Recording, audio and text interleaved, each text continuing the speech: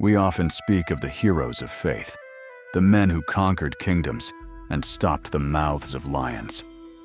But hidden in the book of Judges is a story so unsettling, so heavy with grief, that we often look away.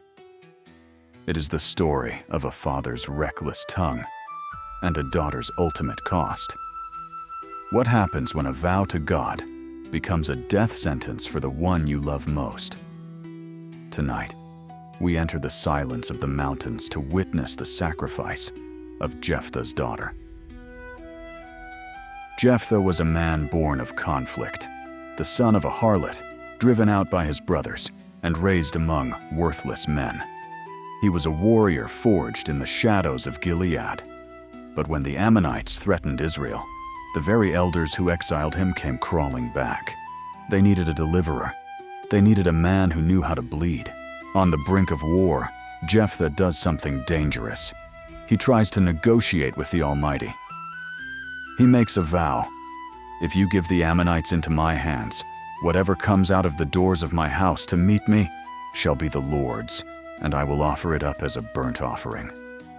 It was a vow born of fear, not faith. God does not demand human sacrifice, yet Jephthah treated the Creator like a pagan deity who could be bribed with a prize. The battle was won, but the price was yet to be paid. But here, we must pause. Why did Jephthah feel the need to bargain with the Almighty? To understand his vow, we must understand the darkness of his world.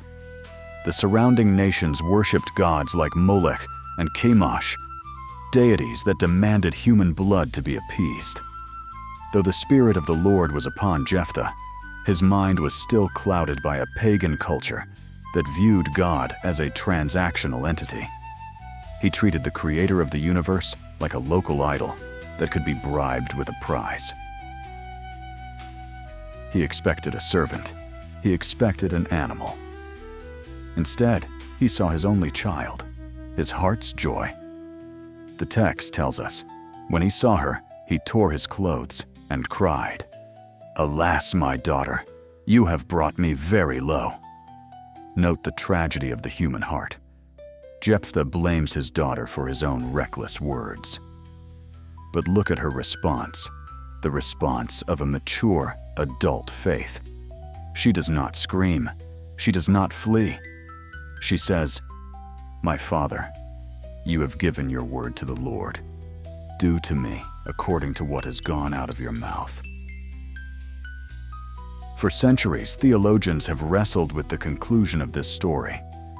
Did the blade truly fall? Or was she dedicated to the tabernacle, a living sacrifice in perpetual virginity?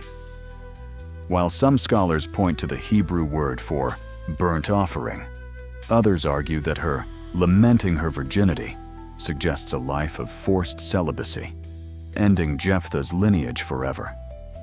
Either way, the result is desolation. A father's house is silenced. A daughter's future is surrendered to a man's prideful tongue. She asked for 2 months to wander the mountains and bewail her virginity. This is the weight of the story. It is not a quick death. It is the slow, agonizing surrender of a future. The life she would never live. The children she would never hold. She walks into the mist, a living sacrifice before the altar of a broken promise. Every year, for 4 days, the daughters of Israel went out to lament her.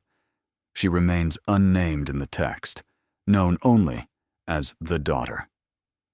Her story stands as a haunting monument to the cost of our words and the sobering reality that God's name is not to be taken in vain. As it is written in the book of Ecclesiastes, it is better not to vow than to vow and not pay. May we approach the word with the reverence it demands,